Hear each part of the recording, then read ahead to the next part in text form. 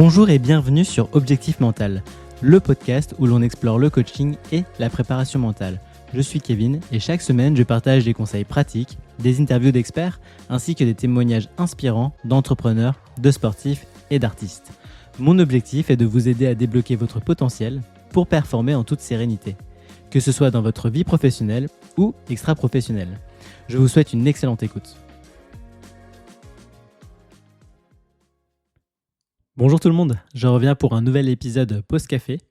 Dans les 2 premiers épisodes, nous avons évoqué la thématique de la fixation d'objectifs. Je souhaite approfondir le sujet aujourd'hui car c'est essentiel pour quiconque souhaitant progresser et réussir dans ses projets. Il faut prendre du temps pour se fixer des bons objectifs car cela va influencer votre niveau de stress, votre estime de vous-même et votre motivation. Se fixer des objectifs trop ambitieux peut nuire à votre mental car vous serez dans une situation de stress ou qu'on appelle aussi de surpression. A l'inverse, des objectifs pas assez ambitieux peuvent également vous nuire car vous serez en situation d'ennui ou de sous-pression. On va explorer la méthode SMART, S-M-A-R-T, connue en entreprise mais peu utilisée finalement d'un point de vue personnel. C'est une approche simple mais puissante pour définir des objectifs clairs et atteignables. Donc qu'est-ce que la méthode SMART ? C'est un acronyme qui signifie spécifique, mesurable, atteignable, réaliste et temporellement défini.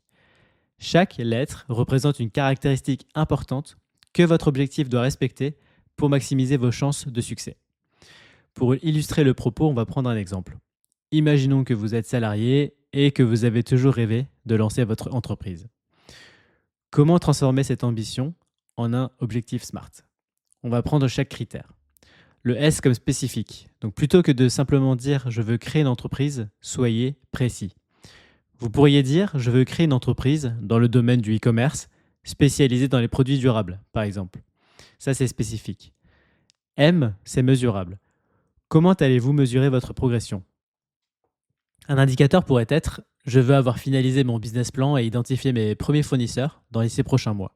Cela vous donne un point de repère clair pour évaluer votre avancement. Ensuite, on a A comme atteignable. Assurez-vous que cet objectif est réaliste par rapport à votre situation actuelle. Si vous avez des compétences dans ce domaine, du temps disponible et des ressources financières, cet objectif est atteignable. Par exemple, vous pourriez décider de consacrer 10 heures par semaine à la préparation de votre projet. Ensuite, on a le R qui est réaliste. Il est important que votre objectif soit pertinent, en accord avec vos autres engagements. Vous travaillez toujours à temps plein, donc l'idée, c'est pas de quitter votre emploi immédiatement, mais de progresser à un rythme qui ne compromet pas vos obligations salariales. Par exemple, vous pouvez planifier de démarrer votre entreprise tout en conservant votre poste actuel pendant la première année. Alors évidemment, c'est un exemple, chacun a une aversion au risque qui est différente, donc c'est à vous de décider ce qui est réaliste ou pas. La dernière lettre, c'est T, comme temporellement défini. Chaque objectif doit avoir une date limite pour éviter qu'il ne reste une idée vague. Vous pourriez dire « je veux lancer officiellement mon entreprise d'ici 12 mois », en commençant par une activité en parallèle de mon emploi actuel. Donc au lieu de simplement rêver de créer une entreprise, si l'on résume, voici un objectif SMART. Je veux créer une entreprise d'e-commerce spécialisée dans les produits durables d'ici 12 mois, en finalisant mon business plan et en trouvant mes premiers fournisseurs dans les 6 prochains mois, tout en consacrant 10 heures par semaine au projet. Cet objectif est clair, mesurable et surtout atteignable, tout en tenant compte de vos responsabilités actuelles en tant que salarié. Grâce à cette méthode, vous avez non seulement une vision claire de ce que vous voulez accomplir, mais aussi un plan pour suivre vos progrès et ajuster vos actions en conséquence. Voilà pour cet épisode sur la fixation d'objectifs avec la méthode SMART. Je vous remercie pour votre écoute, j'espère que cela vous aidera et je suis toujours preneur de retour évidemment. Je vous dis à la semaine prochaine pour un nouvel épisode avec une invitée qui travaille avec le PSG, la NASA et l'Académie de Rafael Nadal à Majorque, rien que ça. Et donc j'ai hâte de vous le partager.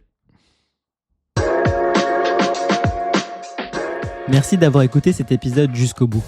J'espère qu'il vous a plu et que vous avez appris des choses. Si c'est le cas, merci de mettre 5 étoiles sur Apple Podcast ou Spotify et surtout de partager cet épisode autour de vous. N'hésitez pas à me faire part de vos retours pour les prochains épisodes. Je vous dis à bientôt sur Objectif Mental.